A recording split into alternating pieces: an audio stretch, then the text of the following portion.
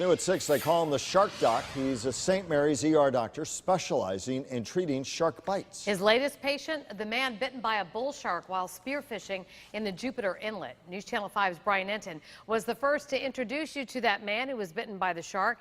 Today, Brian is live along the Palm Beach County coast with more on the doctor who treats shark bites. Brian? Kelly, that nickname Shark Doc comes for good reason. This St. Mary's Medical Center emergency room doctor has been treating shark bites for 24 years, and he says that spear fisherman is lucky to be alive tonight.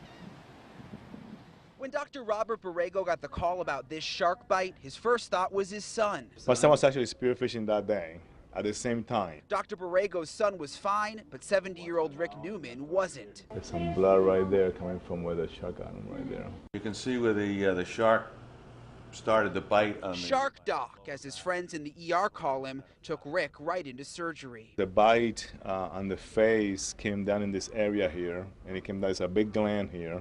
It's called the parotid gland, and it injured that gland.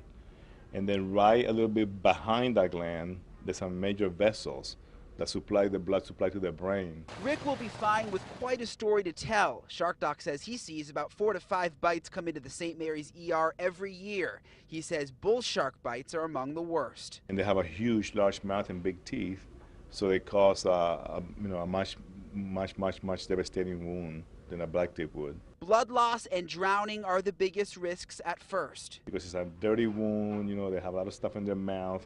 So you also have to deal with a lot of issues with infections.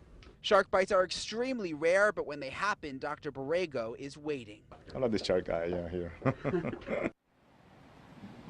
Believe it or not, Dr. Borrego actually loves sharks. He is an avid diver along with his son, and he says most of the time these sharks accidentally bite folks and then immediately release. He says if they didn't immediately release, they could do a lot more damage.